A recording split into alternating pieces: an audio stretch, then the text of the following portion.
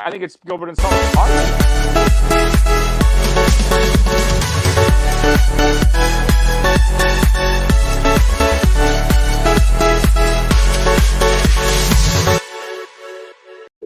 All right, we're live with Howard Chaykin and Richard Pace. Howard's just shocked to hear my voice because the last time I saw these two guys, I had dinner with them 3 nights in a row with complete laryngitis. And so I've frightened to talk just like this. But Richard and I were very polite enough not to do your voice for you, as pretending you were either Jerry Mahoney or Knucklehead Smith. You know, because both of us are ventriloquists at heart. You know, right? I wouldn't let you put your hand up my ass, and that was really a deal breaker. And so Broder's back. I'm back. I had to deal with some banking stuff. Somebody during the crisis has found one of our credit card numbers and decided to go to bestbuy.com twice today. Today? While we were on hold with the bank. The same Best Buy? The 2 different Best Buys are the same one? Just online. Oh, you see, I hate these people. They don't make sport of sport. No, they don't. No, at least go out into the world and take some risks if you're going to use the card number. The last time I had my car lifted, somebody with $3,000 worth of cheap shoes in Athens. There was, come on, work with me. Oh God. Well, that was just your wife. I'll tell her you said that, and she'll hate you even more than you hates all other comic book people. So, do you want to tell the world about these 2 gentlemen? Well, Richard is an accomplished comic creator. No, Richard. Richard, you currently working on? Huh? I'm a hack. A book called Second Coming. Yes, it's porn. That's you. You had a little bit of notoriety recently. Yes. Yeah. It upset the right-wing evangelicals. Yes. And then Howard is you've done some comics in your day. I've spent some time. I've spent some time at a drawing table. Yes. And in computers as well. If you don't know who Howard is by now, it's probably too late. But right. It's never too. But I probably dated your mom. So it's okay. If your mom was in Brooklyn or New York I never dated in the home turf. It was always Long Island. When will you learn, Broder? But if you've heard of American Flag, Black Hawk, Black Kiss, Times Squared, Hey Kids Comics, most recently, I'm just Hysteria. I'm Divided States of Hysteria, or the comedy version of what we're living through right now. Who would have thought? Yeah. Well, mass incarceration by our own choice. There you go. Think about that. So what we talk about here is we talk about convention experiences, first conventions, fun fan interaction things, things that comic professionals who are generally a more hide in their own studio and work to death. Social retards is what you mean, Mike. Yeah, I didn't say that. but Richard and I have said this to each other a number of times, not about each other, but about others. Well, so Howard, what people have told me what Howard said behind my back, and it's incredibly. I've never said anything behind your back that I didn't say to your face. I've watched you eat. That's true. That's true. I've wiped your chin, so I won't have to do that anymore. We forgive Richard. He's Canadian. There's 2 things wrong with that sentence. Please go on. Apparently, they've got toilet paper on the shelves in Canada because they're all so damn nice. Yep. They wipe each other's asses. It's a very giving. That was an employment program we had in the 80s where all the new immigrants, they couldn't find other jobs, so we hired them for bathroom sitters. Yeah. My first conversation, Richard and I were introduced by a former editor at DC Comics, who we both adore, who has disappeared from our life. And my first words to him were, the big mistake we made during the Civil War was not invading Canada and just taking it, because there were only 38 people there at that point, and it would have been a rollover, and we needed all the extra states, Well, actually, if my memory serves, Canada at that point invaded and burned the White House down. That was a little earlier. That was 1812. When would you read a book next night? You know. Well, we don't study American history because we don't care. That's fair. Oh snap! I'm reduced. Okay. you Brody, you really got to get a word in edgewise here because we you know, Look, Rich and I are like this all the time. No, it's okay. We're just gonna let you tear each other apart. That I mean, this is love. It's more. I mean, one of the things that look, my relationship with Pace and I are among our each other's favorite dinner companions. When we're at shows, we eat almost. I don't recall the last time I was at a convention with Richard where we didn't eat every night. Yeah. It's really true. I mean, because we are an engaging couple at dinner. We're like bro couple. We're also welcoming to others. Sandy joined us for 3 nights and croaked. It was really funny. And he was concerned Richard wouldn't recognize her with her voice. I've spent enough time talking to your wife in under real circumstances. Her voice is all too familiar to me. You know, you guys both know how fond I am of both of you. This is how Richard but that's a laryngitis, and then there was the voice cracking and the. As an old man, dinner companion. As an old man, I find it very attractive. What can I tell you? So there you go. So I was mocking Richard earlier that in his studio he's got one lone piece of art, and come to find out it's a Chaykin. Is it? Yeah. It's an American history page. Well, if you're really good, I'll show you my Robert Fawcett, which is over there, my Harold von Schmidt, which is over there, and my Ralph Coleman, which is over there. But maybe I won't. I don't feel like moving. So I'm just a fucking tease. What can I tell you? You know. So what was your first convention? My first show was one of Phil Seuling's shows on a 4th of July weekend. It was just before I became a working professional. Hang on, 4th of July weekend for Comic-Con? That's when the show's insane. Who would ever do that? Oh, I see. This is one of your cheap GalaxyCon promos. I love when you do that. You and your purple logo. No, I did. Well, in the old days, we did. Because I did 4th of July every 4th of July, and I got beat up for it because what asshole does a show on 4th of July weekend? Well, but in New York City in those days, the 4th of July weekend was like Paris. The city just emptied out, and nobody came to the city, so it was a perfect weekend. And the guy who was the third stringer at ABC News would always be sent to stand there with a microphone and the camera crew and ask the audience the simple question: "Can you believe grown men buy this shit?" Hang on, were you a fan or a pro? What's that? Were you a fan or a pro? I had just finished working for Wallace Wood, so I hadn't worked under my own name. But I was embarrassed by what I'd seen on the things that you watched on TV on the 4th of July and Labor Day. Was you watched the Jerry Lewis Telethon on Labor Day and the comic book convention on the 4th of July, and they both embarrassed me by dint of the people who were attending their behaviors. But when I became a stoner, what I really wanted to do was go to the Jerry Lewis Telethon in the middle of the night and get fucked up with Jerry, you know. But conventions embarrassed me. They seemed they attracted a bad crowd. So but 7 years later, or 5 years later rather, I was at my first San Diego convention in '75, and that was a phenomenal convention. I spent 3 days on acid. It was the best. I'm not kidding. I'm not exaggerating here. I was not, and I was not alone. You know. Sorry. Now you know. No, this is what we want to know. How about you, Pace? My first convention was in Winnipeg, Manitoba. The garden spot of the universe.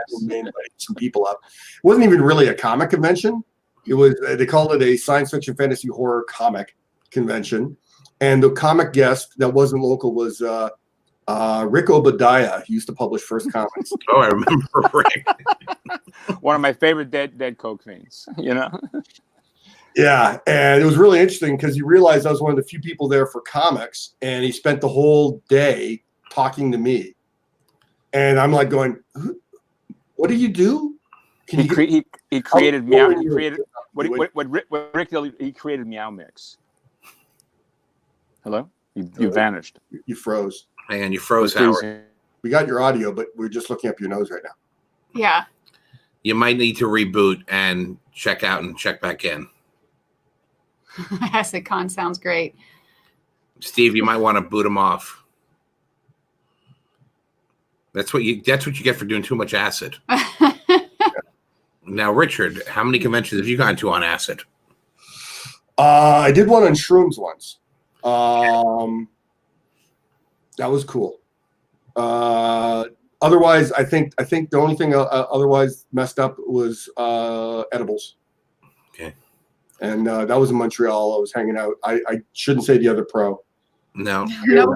Pro. We both did edible. It's legal in Canada, but I don't want to out another edible guy. I feel like acid's a very nobody. I don't hear anyone doing acid anymore. It's very, 70s, 80s.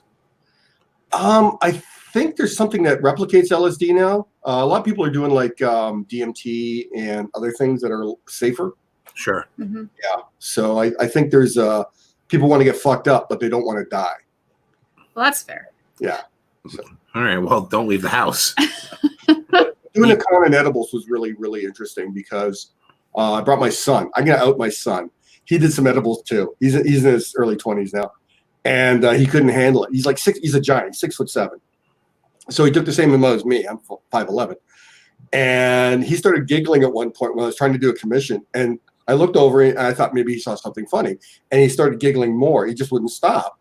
Right. And I keep looking over. He's still giggling. And I'm looking around. I can't see what he's laughing at. But I'm a little stoned. So I start laughing too while I'm doing this drawing. And all of a sudden his head goes down to the table and he's like beet red and he can't stop laughing. And I go, "What's so funny?" He goes, "I don't know."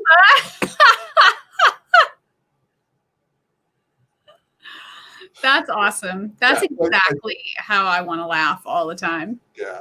Without reason. So I sent him back to the hotel room and he crashed for like 6 hours. So We had laughter yoga at one of our shows once. laughter yoga. Oh my God. That'd almost make you manic, I think.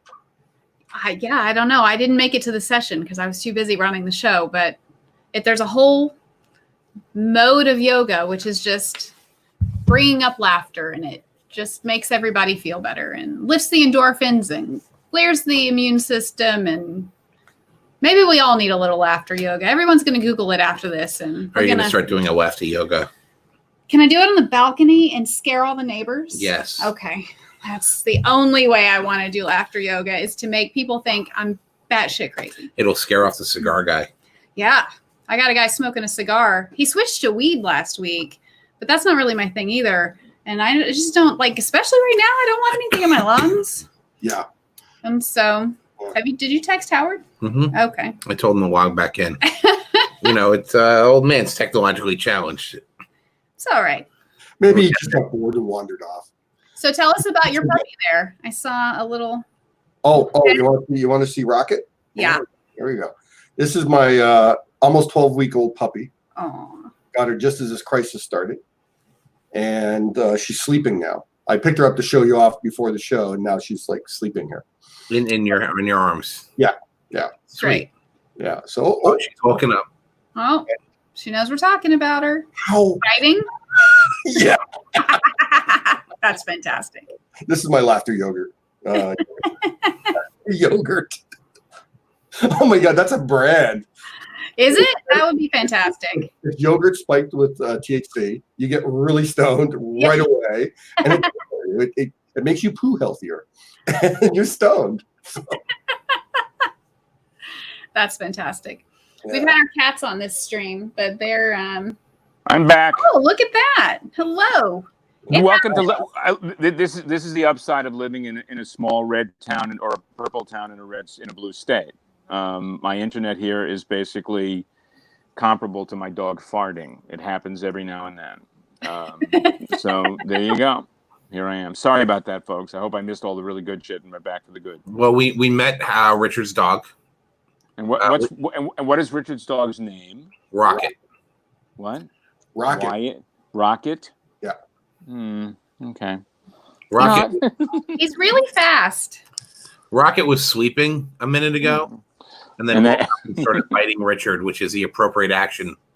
If you're waking up next to Richard. If you wake up in Richard's arms, biting is the appropriate response. Oh, poor Richard. We talked about and his almanac. We were talking about Richard's experience at a convention on shrooms. And you did shrooms at Winnipeg or after that? This was a Toronto show. Okay. And yeah. I was just out of college, just trying to break in. A friend of mine said, "Hey, you want to do some?" God, you keep fading out on me. You keep freezing on me. Oh, Yeah, you just froze on all of us again too. Can you hear us? No, I think you lost audio too now. Oh my. Oh, This is all right. All right, Steve. Kick him off again. Oh, Don't do it. Here he is. I don't know what the fuck is going on, other than the fact that I live in a primitive country. You know, this third never world known stuff that is more to be true than now. this third world shit is kicking my ass. Let me tell you. The internet infrastructure is falling apart. Mm-hmm. When I'm reading how they can't, the streaming, how they're just dialing everything back. Right. Because they're afraid it's all going to collapse. Well, that's because assholes like us decide to stream every night when we used to never do it. Right. Well, I'm waiting for that episode of Saturday Night Live with Cherry O'Terry and Will Ferrell degenerating from morning show hosts to eating each other becomes reality. It seems to be imminent. What a fun. Yes, it's dog ass. Up those ratings. Oh, hang on, look, Donald Trump. So is anybody out there listening to us? Or are we like speaking into a void? Well, you can't see it, but there's live comments on the side where people are taught. Max Suarez thinks Rocket is awesome. Mm-hmm. Danielle Michelle Wright thinks that it's so cute. And Jen wants to know, is it a Frenchie, Howard? Is what a Frenchie? The dog. Oh, the dog. But it's Richard's dog. No, but I have to answer his questions because it's Richard. So comic book conventions. Mike and Sandy are in the comic book business, the comic book convention business. And I first met Mike when I went to one of his shows in Miami, and it was an intriguing event. Was that the small building? No, that was the fucking Tuba show. That was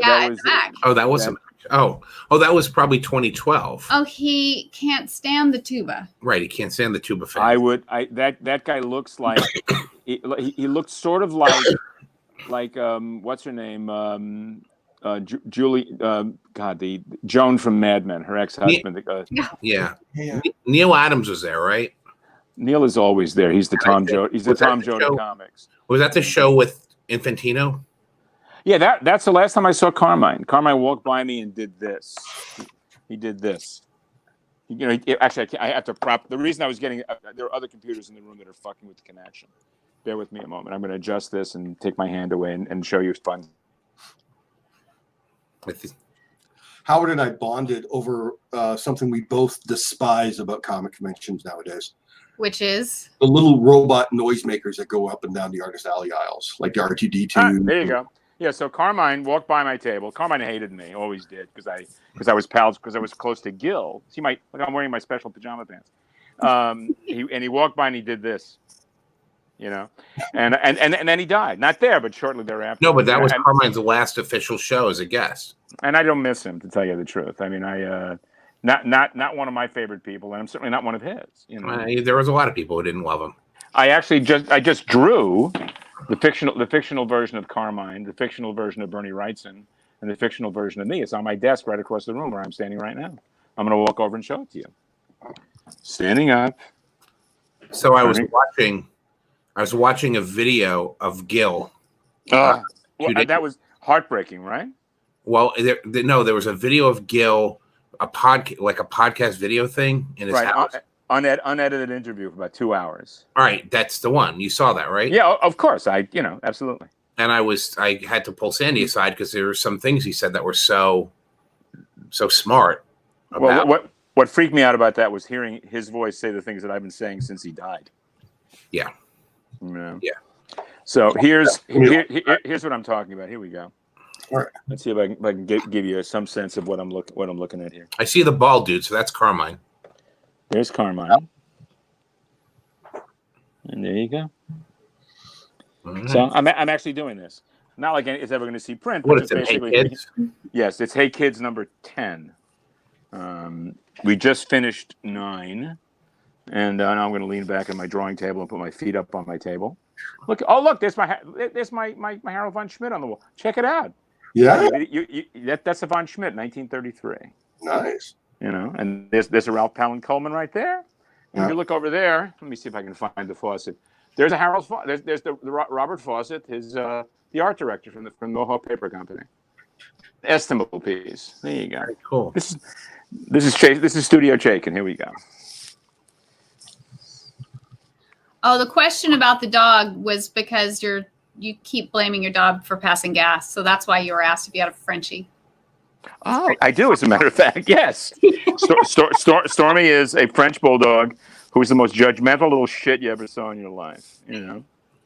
What, French? Like father, like son. Thank you. I'm not judgmental. I'm just dismissive. Yeah.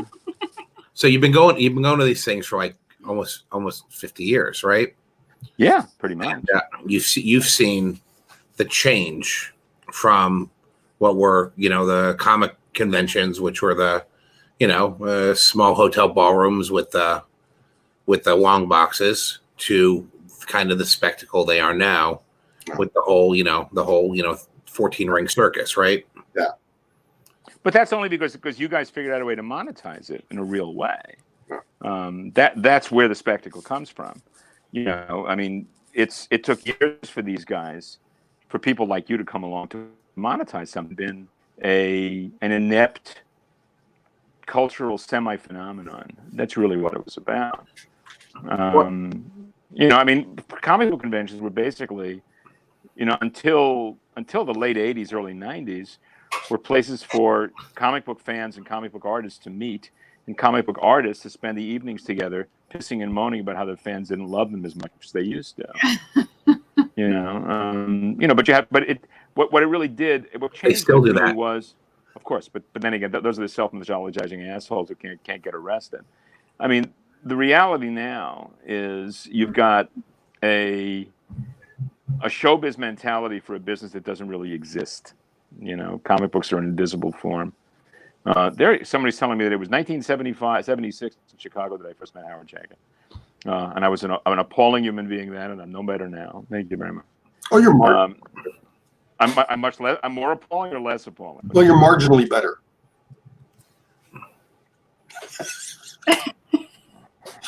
I'm speechless. I'm struck dumb. Dana, one of the things I miss most about this incarceration shit is I really miss going to shows. Yeah. I miss seeing Pace. I miss running into guys that I don't see the rest of the year. I like engaging with the audience. For the most part, I don't have much respect for a lot of their tastes, but I'm there to corrupt and pervert those tastes and try to introduce them to something else that might suggest that there's other things besides the stuff that they've come to believe is good. But it's no different. I mean, I remember Howard engages in. I remember I went to a show in the Javits in the 90s during like that when Image was becoming the biggest thing. Yeah. And this would have been 93, and at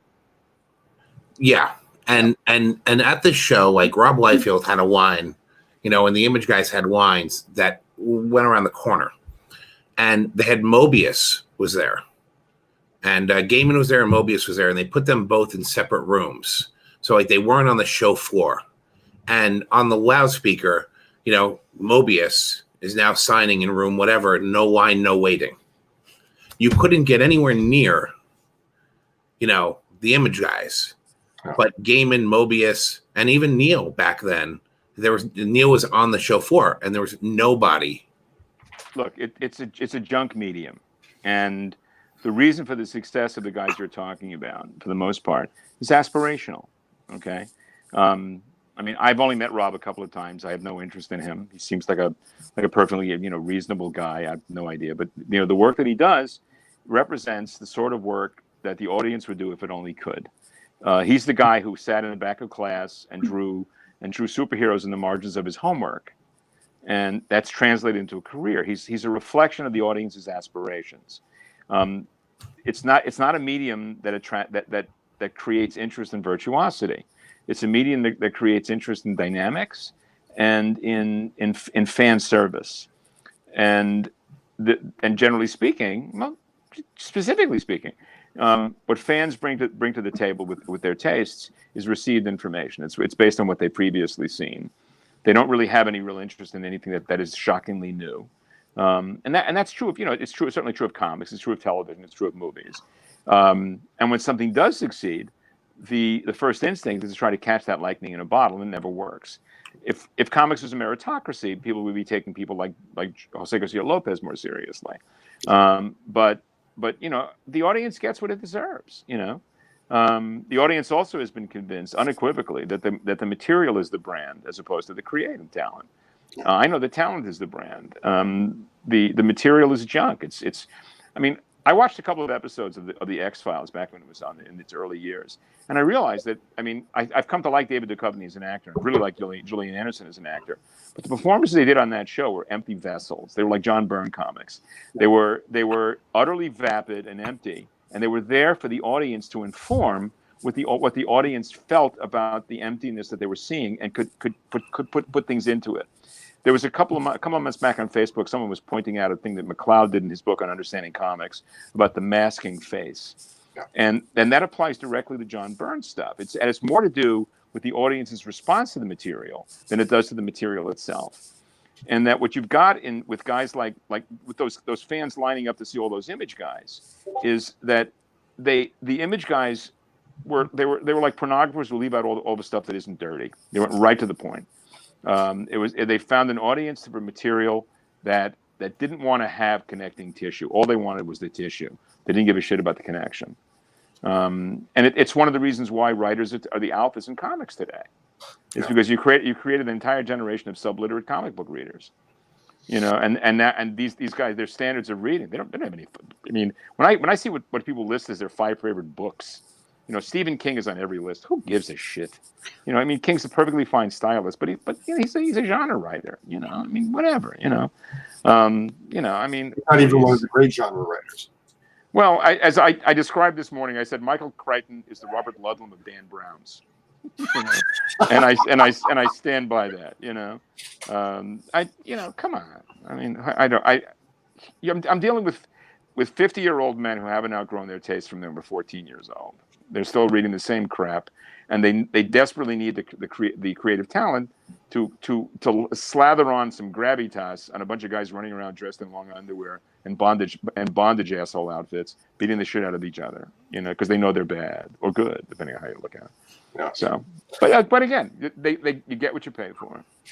What Howard just said reminds me of like one of my interactions with Todd McFarlane back when I was just starting to work, and he ended up monologuing about his approach to doing comic books, and he says it's all about the money shot, man, and that's a porn term, and so he was approaching the comics he was creating about everything. The only thing that mattered was when he actually got to deliver the image that sold his comic book. And so, and back in my head, I'm going, wow, Todd is a pornographer. So what Howard's saying is absolutely true. The Image Comics guys, I would accept Jim Valentino because he has those indie roots.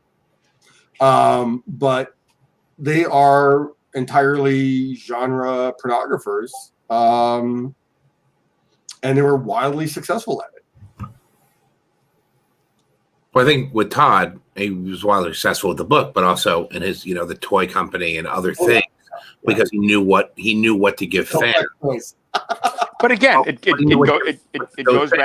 goes right back to fan service. Yeah. And again, I'm jealous, desperately jealous, and desperately envious of anyone who is that clever, and is that has that fine a grasp of the market as it exists, that they can exploit that market to the best of their abilities.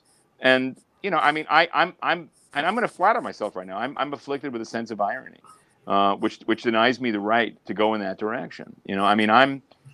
I have to wonder, in the same way that I wondered whether George Bush actually believed the bullshit that he was saying, or whether he was foolish enough to think that we did. The same is true of these mythologizing douchebags in the comic book business. Do they honestly really love this material as much as they say they do, or are they capable of convincing the audience that adores them that they share their sensibilities? I don't have any idea. Well, the Gil Kane interview, the part where I stopped to talk to Sandy about something was when Gil said that when the biggest, I'm going to butcher this, is that once something is successful one time, you keep doing the thing that was successful. Right. And then you stop trying to, pave new ground. And you stop doing things that are more, different. You just go down that route of success. And that's how you get all superheroes because, well, superheroes work. Let's make more superheroes. Just like in the movies. Oh, let's make these big budget superhero blockbusters. Well, now that's, we're littered. That's partially true, but I mean, a great reason for the reason that the ascendance of superhero comic books is that the Comics Code Authority eliminated anything even vaguely smacking of potentially challenging material and infantilized the product and the audience itself. It drove away people who would care about anything. What I find fascinating is that the children, the seeds that were left by the people who were driven away, turned into the undergrounds about 10 years later, but that there were very few members of the underground comics movement who reflected a sensibility that wasn't based on mad. There was nobody doing Johnny Craig stuff. There was no one doing Kurtzman, or the war star. I mean, the closest you came was Corbin, who was excoriated by guys like Bill Griffith, or Jack Jackson, who was never as good a draftsman as he should have been, but had a great historical sensibility, and his work had a great sense of primitive quality. I loved his work so much. He died so young, and he really, his Tales from Texas stuff and Los Tejanos is amazing stuff. It really is. I mean, it's not as good as, it's not as well drawn as Woody stuff or John Severin stuff, but it has an enormous passion, and has a great deal of solidity. But I mean, when I came into the comic book business, all I wanted to do was superhero comic books. And by the time I became a professional, I sucked at it. And by the time I ceased to suck, I wasn't interested in doing that stuff anymore. It's one of the reasons we all did sword and sorcery comic books or pulp-based material, because none of us were really equipped to do the kind of work that Stan wanted us to do. And the fact is, superhero comic books are the genre market because the audience was infantilized enough to expect nothing else. Is that why you're doing the sword and sorcery? I did sword and sorcery stuff because I couldn't draw guys in capes running around in tights, and I just wasn't that good. I couldn't compete with John Buscema. The only guy in my generation who was ready to do superhero comics with landing running was Rich Buckler. If Buckler would have been a straight up honest guy, he would have had Buscema's career, but he wasn't. He was a guy. I mean, the fact of the matter is, Gil is a perfect example of a guy who spent the first 15 years of his life, of his working career, imitating other people, trying to find what he did. And he finally found it in the early 60s. And when he came under the sway of Bern Hogarth, he was a far better artist than Hogarth. Yeah. But Hogarth intimidated him so much. Gil spent so much time being intimidated by Hogarth and Robert Kanigher, another douchebag, who were intellectually superior to Gil, but led Gil to read and dig deeper into intellectual pursuits. Gil's great failing was losing touch with the material that he was doing professionally. He never learned to write the material that he drew as well as he did. Yeah. His writing was so hyperbolic. I mean, his drawing was hyperbolic as it is, but his writing was transcendently hyperbolic. It got in the way of the drawing. Look, I don't know. I think Gil's stuff in the 80s was phenomenal. I love that shit so much. I truly do. I mean, one of the prized things I have is I have an Action 544 cover, which is that first Luthor in the power suit by Gil, and then there's a version that's inked by Dick, right? And I don't have, I have the original pencils, and just the line work is so amazing. And then, he became a graphic designer. That's really what it's about. I mean, he started his career aping Jack, and then he was doing Alex like everybody else was. Then he was doing Dan Barry, and he was easily disliked because he was a difficult and complex and contradictory and occasionally awful human being. But he was particularly awful. But I owe him so much in my life. I mean, he's the center of my universe as a working professional. There's no question about it. Richard. Yeah.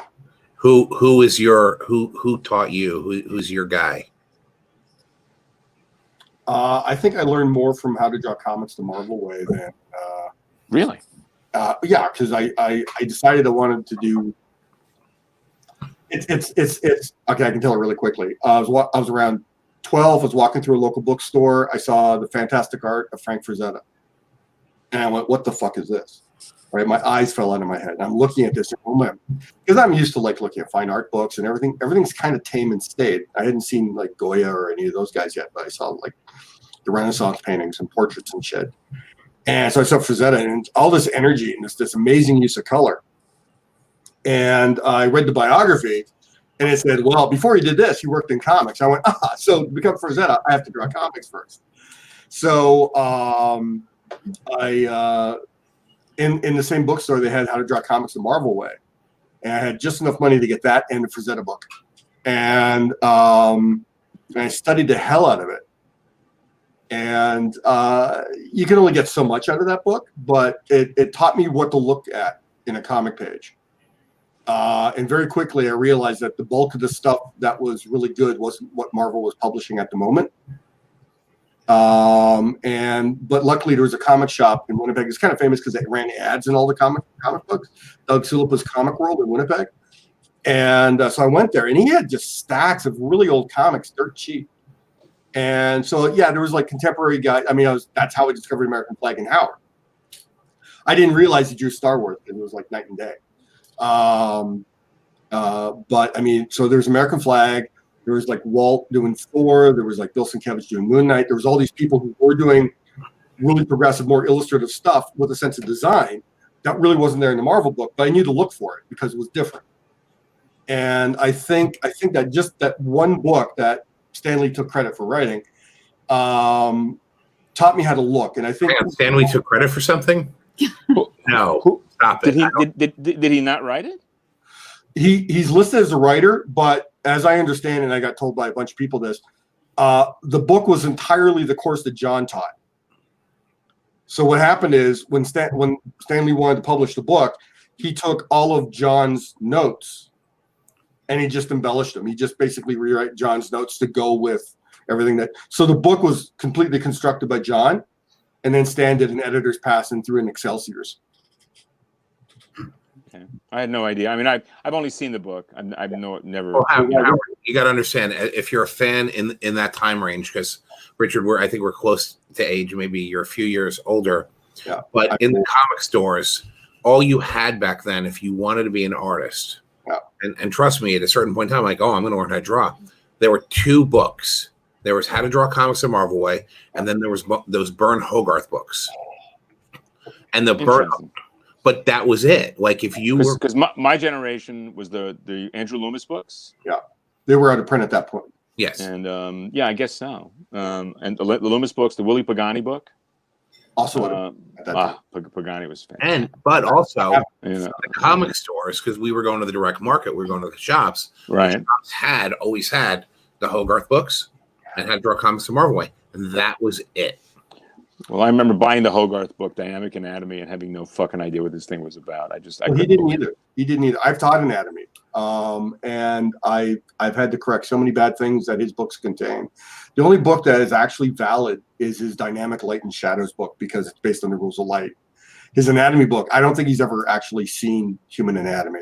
He probably wore a suit in the shower. Without being judgmental about it, No.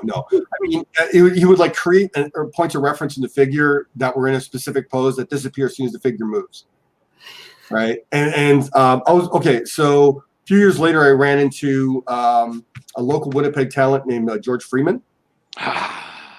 George, yeah, so good.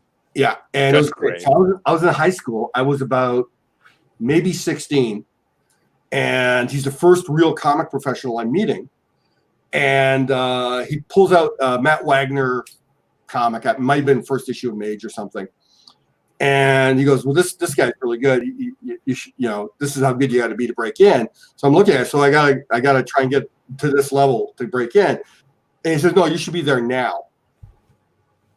And I'm like,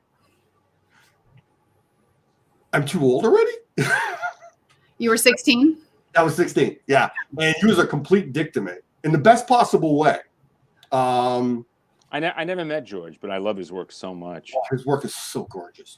But is he still with us, or is he dead, or what? As of a couple of years ago, I had some contact with him. He had no memory of my doing this years ago. Why would he? But he turned me on to George Bridgman.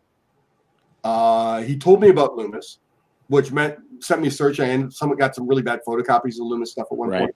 But the Bridgman books were mind-blowing in terms of understanding the structure of the figure. And he told me perspective was like, if you understand perspective, you can construct a page a lot more effectively. So at that point, I started teaching myself perspective. So when I went to art school, a few years later, I actually already knew perspective, already knew a lot of the figure work. And while art school helped to give me structure to get better in certain areas, I had no idea how to do. I would say everything really stems from How to Draw Comics the Marvel Way, and then meeting George Freeman and him turning on to Bridgman and Loomis. One of the great real tragedies for the generation that came after mine was the absence of the famous artist books. Yeah. Those books, the original edition 54 and the later editions, ended up ending up in used bookstores. And I've got the 54 set, the 64 set, plus a number of the never published Institute of Commercial Art books, which were ultimately edited down to become that. Walter has the complete set. He has all 12. Actually, there's 11. Al Dorn never did his book. There's an empty binder with Dorn's name on it. Truth. It's quite true. Those books are the single best teaching tool for comic book talent I've ever seen in my life. Everything, including an extensive piece of business on animal drawing, comparative anatomy, that is just invaluable in doing comics. Have you got the books? Have you got the material, Richard? No, I've been trying to find those books for years and never found them. But they've been doing partial reprints. I know. Yeah, so I got the animal one. Right? It's fantastic. It is. It breaks down the drawing of animal drawing into geometry, and it's brilliant stuff. This is the book that taught me how to draw birds. Yeah, it's true, and the carriage and trunk of a horse, the anatomy, the movement of a cat. Richard, when you finally get down here and visit me, you'll go berserk, because the individual, the 260, the two actual famous artist books are pretty astonishing, but the individuals are amazing. The Ludekins book, the Whitcomb book, the Fawcett, the Parker, the Dohanos, the Briggs. Courtney on the stream says that she used to have those books. And where are they now, Courtney? Yeah, Courtney, where are those books? Straighten up and fly right, babe. Straighten up and Put that up. Straighten up and stay right. That's how she started drawing better. That's awesome. These books are just amazing. I mean, there's one here. Here's the birds. Oh my God, Courtney. Oh my God, of course that's how you started drawing. Oh, there you go. That's fantastic. Oh my God, I collect the How to Draw Animal books because, I mean, I'm waving at Courtney right now. No, I should do hi everybody. But this book, I've lost like 3 eBay auctions to the set. I think I went as high as $12.50. Wow. You want to keep digging right now, because the bottom is falling out of that stuff. You can probably find it for next to nothing. Yeah, I haven't looked for a couple of years. I'm quite serious. Yeah. You're going to see a lot of stuff popping up. Paper has vanished in value. I've got first editions on stuff. I've got a stack of Dutch treat books, which you've never seen, will kill you. You know about the Dutch treats? No. Dutch treat was a men's club that would have lunch every third Thursday of every month back in our fathers and some of your grandfathers' generation. Men of letters, men of the arts, and they would do a girly show every year, and they would do the society did at Artists and Models, and these books are the commemorative program for these shows, and they're packed with vaguely erotic, marginally smutty drawings by guys you never associate with that sort of stuff. Harry Beckoff, Dean Cornwell. Cornwell. No shit. Yeah. Holy shit. I will scan and send you some stuff, Richard. Right. You will be my bitch. You know. Have I not been all along? There is that, of course. There is that. Okay. I think it's again getting back to there were those books, this stuff, comics, and I guess comic art. It's a lot like music. You got to start somewhere, right? You start with something that's popular, and then you got to find your voice. And so you need. So you're saying that there are some comic artists today that are still playing the same 3 chords? Yes, I'm saying that there's some comic artists that. I think that's Howard's point, right? Right. So they never evolved. They never went deeper into the catalog. Are you comparing Rob Liefeld? No, I'm not comparing anybody to anything. No, I mean, it's valid. You can start by liking Rob Liefeld and actually find an artist with integrity and intent. I mean, look at it this way. I mean, at it's 4:45 right now. Okay. At 6 o'clock tonight, I'm going to be doing a drink and draw with Dave and Dan. Okay. Yeah. Dan Panosian is one of the most astonishing artists working in comics today. He is brilliant. The work is astonishing. It just kills me. The guy is, and this is not a guy. I mean, what? Where did this? How did you go from where that was to where it is now? There's a genuine brilliance to the work. It is enviably brilliant. I mean, it kills me. And I hate saying this, but Dan shouldn't hear me say this. Don't tell him I said it. But how many guys are like that? I mean, nobody. No, he is an anomaly in that sense. Yeah. There are very few guys. I mean, look, years ago, I was when I was working in New York City. Dean Haspiel was my assistant, and Larry O'Neill was another one. We were all there, and they had a pal who I will not name, who was an absolute fanatical fan of George Perez. He worshipped Perez the way like a drug addict would worship his drugs. Okay, and the day that they published that issue of Crisis on Infinite Earths, where Perez drew that single page with every character DC had ever published, he had a meltdown in the office. It was fantastic. He was like 18 years old. He lost his shit. He just his world had begun and ended in that same moment. It was fantastic. And we gave him shit about this just endlessly because we were cruel. And, I really don't care about other people's feelings but my own. And, I'm petty, small-minded, and venal. And I left New York. I moved to California. And some years later, I got a letter from this guy apologizing for the meltdown. By this point, he had evolved from this dweebash fanboy to a really serious gavone of the independent comic book business. Very serious, very tense, very strict, and just like cool and with it in that 1940s way. And it just cracked me up, the fact that you never have to apologize for where you've come from. I mean, Christ. My high school graduation picture looks like a thumbnail with glasses, for Christ's sake. We grow and get places, but very few people in comic books do if they've achieved any kind of success or fame. Do you know George's Genti at all? Yeah, of course. Yeah. I actually did a show. I've done a couple of shows. I've sat next to him in a couple of shows. By the way, he's a stand-up cat. This is Tweak. Hi, Tweak. He likes his feet held. Tweak looks like he couldn't give a shit about you, and he's just waiting for you to die so he can decide where he's going to start eating.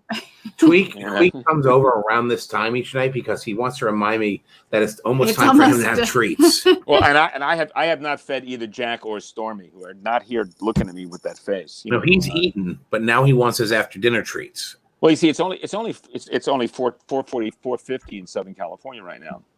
My dogs are used to being fed at 4. And I'm assuming they're looking at each other, wondering whether I'm dead yet. So knowing your bones. Well, they're going to start on my eyes and my ass, because there's plenty of meat, So I George's, who I've known George's for almost, I guess, probably 30 years now. Local guy when you were a kid. He was in Miami, and so we used to both work in comic stores. So he worked in a comic store in Miami, and I worked in a comic store in Fort Lauderdale. And so we kind of met each other, and he worked for like the big indie. There was a guy down in Miami who was like the big indie comics guy, and that's where you had to go if you wanted all like your Deadline magazines or your, the slave labor stuff back in the day, in the early 90s, and so George's and I became friendly back then, and he started doing a lot of that as a new artist, like the Bad Girl, so like Razor, the London Night Studios. The terrible stuff, and he'll be the first. I mean, bear in mind, I was away from comic books at that time. I'm so grateful for that. I missed nothing. So it was the worst of the worst, and we talk about this, and I recently, a buddy of mine is doing a graphic novel with a bunch of different of his friends, writing some chapters, and I did a chapter, and I had to come up with an artist to do my thing. It's a superhero thing, and I got 12 pages. And in this thing, and the healing by Terry Cronin. I don't know if you know Terry. He does all my shows. So Terry's like, you need an artist. So I went and I got George's to do this thing. And I was seeing the pages, and the pages are phenomenal. They're great. They're no. He's a stand-up guy and a solid talent. He really is. Right, but to look at the progression of where what, and I say to him, I go, I never would have thought you'd get to here from there. Like it's he became a professional somewhere along the line and became not just good, he became great at the medium of doing this stuff. And there's a lot of guys who just don't make that progression. But there are also a lot of guys who start good and don't get any better. I mean, there's guys like Gil and me who start shitty and become better out of self-defense and shame. You know, the problem is there are guys who achieve enormous success and early on, and they don't understand the conflict between having contempt for an audience for whose worship they live on. And that becomes a genuine problem when you're looking to do work that requires some serious attention. I would rather have had a great first 10 years of my career. The money would have been better. I would have been more loved. But in retrospect, I'm 50. I'll be 50 years in this year. In retrospect, that first 10 years of my career where I did nothing but shit and embarrass myself publicly laid the groundwork and the foundation of 40 years to follow it, of work that has been challenging, interesting, and different from what other people are doing, often because I'm incapable of doing what those guys are doing, so I have to find another stream, you know? And I think about, I consider myself like Jerry Mulligan, the baritone saxophone player who could play with anybody. He could play traditional straight jazz. He could play trad jazz. He could play, bebop. He can do everything.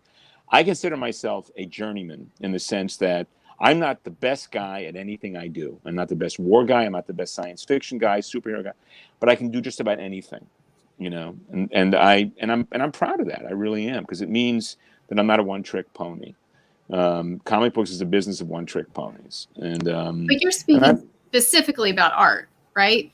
I'm also talking about the writing as well. Well, I think the art is. But your writing, really, from what I understand, because I don't read your work. Because I don't read comics. Bitch. I just enjoy your conversations.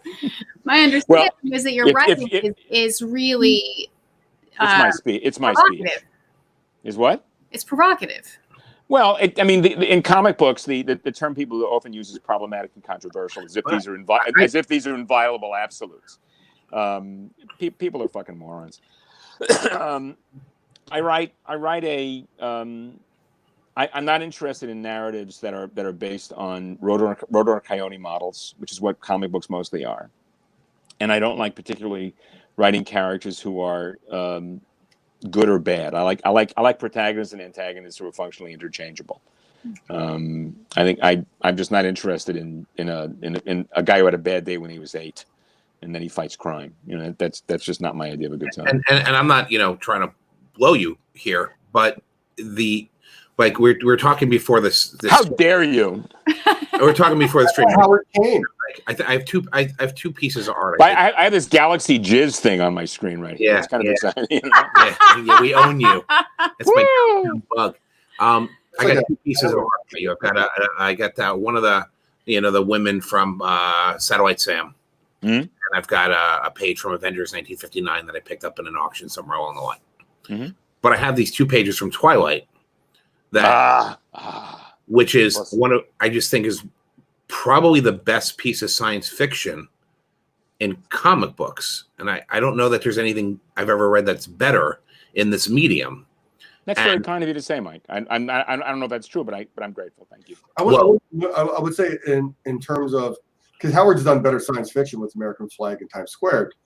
Well, Times Square is more fantasy. I think it's the best space opera we've seen. Yeah, it's space opera. That's what I mean. Space opera. Times Square to me is fantasy, and Flag's a different animal. But I think you're a big fan of space opera. I am a huge fan of space. I love space opera. Well, I mean, what Times Square, the way I sold Times Square to DC was the pitch was very simple. You take all of their science fiction characters that had become more abundant dormant, and do a narrative that conflated E. Doc Smith and Cord Winter Smith.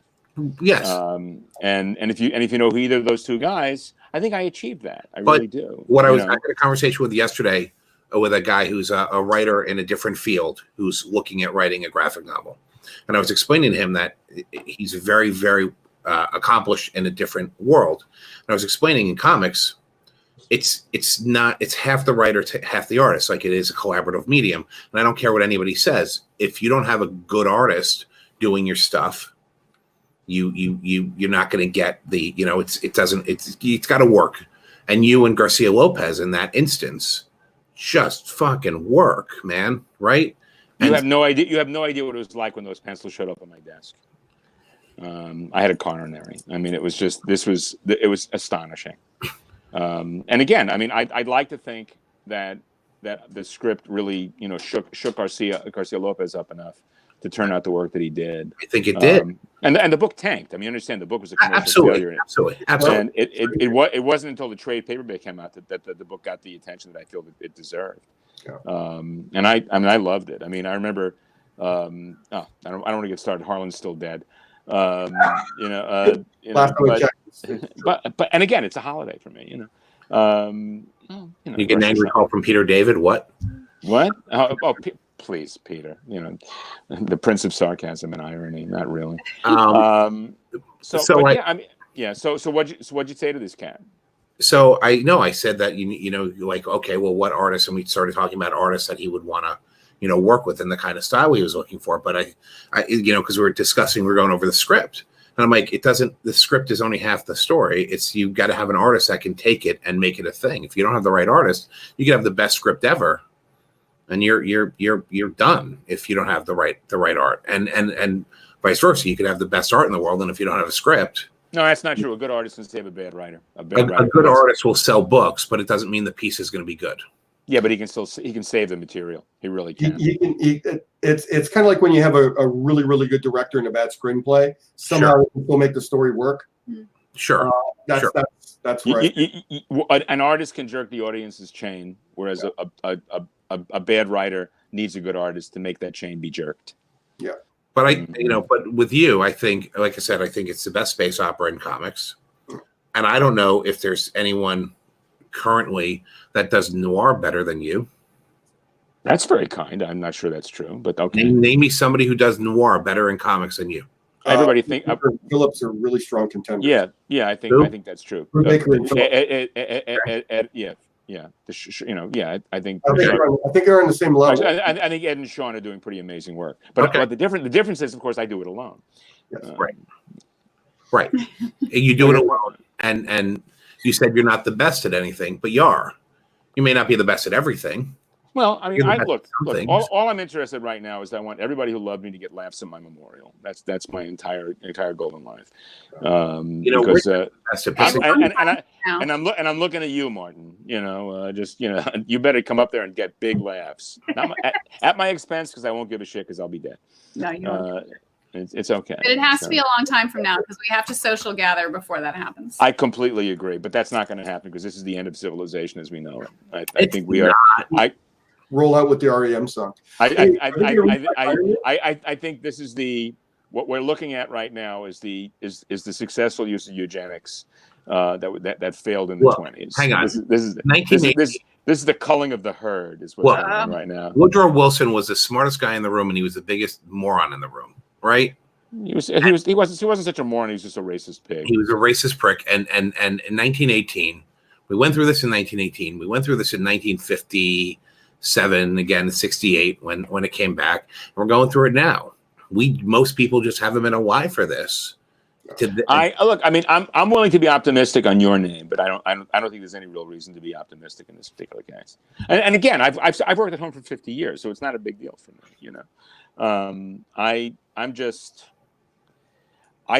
What if we come out of this? If for example, you and I actually if we come out of this and find ourselves in the same room over a table and her voice is not operating like a croaker, I will gladly eat my words, gladly. But I have no expectation. Say again? I'll watch you eat them. Hang on. So Howard, look, I would be thrilled to be wrong. I truly would. No. Kyle says that you may be one of the greatest living humans. Who says? Kyle Risner. My God, I love that guy. And then Todd, bring up Todd. See? And the lettering was out of this world. Ken Bruzenak. There you go.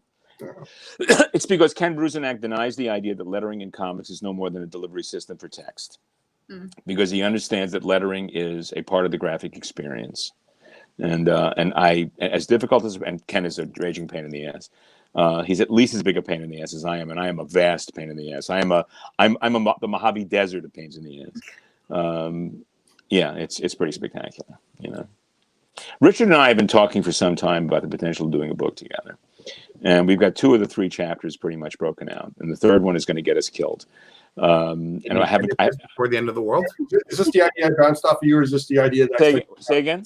Is this the idea I brought to you, or is this the one that you had you didn't know what you wanted to do with? This is the God stuff. Oh, yeah, okay, so that's the one that's going to that we're shitting on Christianity, we're shitting on Judaism. We have to figure out a way to get Islam in the game. Yeah. And will get you killed. Yeah, pretty much. Yeah. It's the appalling and offensive atheist comic book, you know. And I'm an appalling and offensive atheist, you know. And Richard is too, you know. You know. Well, appalling and offensive, maybe, but I'm not spoken like a good bar mitzvah boy. You know? All right. Actually, there was something I wanted to bring up. I got lost. 2 things actually. Iron Wolf was also another great space opera. Love to see that come back. I think it was largely ignored at the wrong time. And also, since you're going to be hanging out with Dan Panosian shortly, there's when I was a stupid young kid, I was into bodybuilding too. And I can tell now. What? Who am I to talk, really? I mean, look. All right. But there was a truism, and I think it applies to how, but your career. Whereas, like, if you really want to get good at bodybuilding, don't try and learn from someone who grew muscle really easily. Look at the person who had to fight and scrap for every single inch of muscle gain. So hard gainers are the best teachers. Because if it comes naturally, how are you going to communicate what came naturally to you? Well, I asked Dan why he became so good, and he said Dave Johnson. Well, there's that, and I think Dan's father was an illustrator. I don't know. I think. I'll ask him when I. I mean, I'm going to have to get out of here in a couple of minutes anyway because I got to get prepped for that. Yeah. But I'll ask Dan in your name. I'll use your initials. All right. So before we wrap this up, and working over here while. By the way, I hope you guys are having as good a time as I am. This is kind of a piss. My back is going to be screaming when I sit back up again, but that's okay. All right. I love talking to you, so it's I miss you. Look, you know how much I miss you guys. I don't know that we'll have any viewers, but I could go for 4 or 5 hours. Look, I mean, the fact is, I bonded with your wife over watching her eat this vegan slop at a hotel in. You want to be proud of her in Kansas City? Hang on, I know she's like a normal person. Salmon that night. He keeps calling it vegan food, and it was salmon. You know what we ate last night? You know what we ate yesterday? Where'd you go? A small child? He fucked up. We used to eat out every night of the week. Right. And we can't, right? Right, of course not. Yeah. So I mentioned I might like a steak. And so he goes out and he buys some steaks. What kind of steak did you buy? Filet mignon. And no. So that's what she likes. It's what look. He's trying to make me happy. No, listen, when the day comes, I will feed you a perfectly prepared ribeye. Okay. Yeah, a ribeye. Ribeyes. But I almost got the ribeye. Can you perfectly prepare it like Howard? I don't know, but apparently black good fillet. Black on the outside, red on the inside. I don't like. She doesn't. She likes. I don't like it red. Like Paul Robeson. You know, I like it red. You know? What? Thank you, Richard. Thank you. I'm waving at Canada now. You know, I distributed a Paul Robeson documentary 20-something years ago, and it comes full circle. I'm having the best time. This is so good. I think I just gave Pace an embolism. That's it.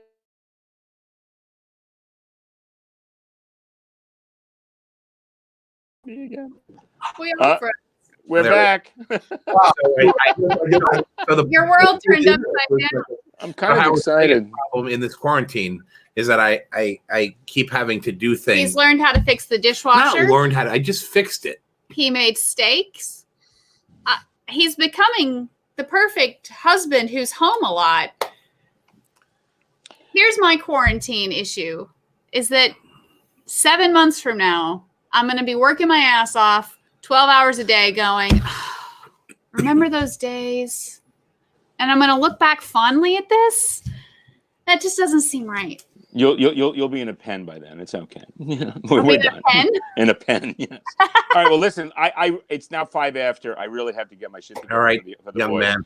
Thank you so much. Love you, Howard. Martin and Broder, I am deeply missing you two ears, and you know that. Pace, you know that. I'm actually assuming you and I are going to be getting together at least in October. Well, okay.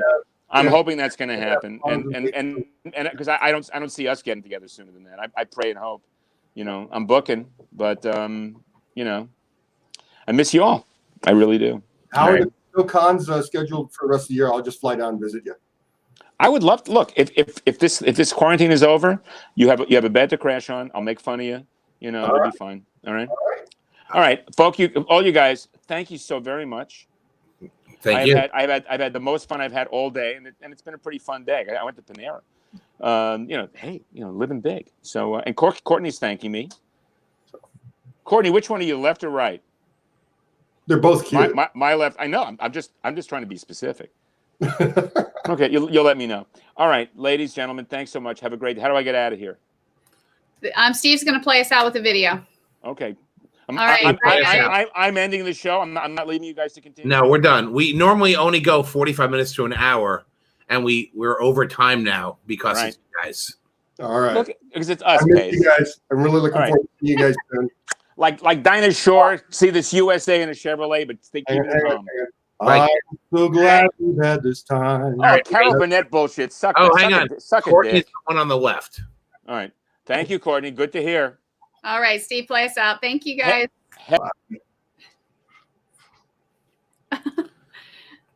Howard jumps.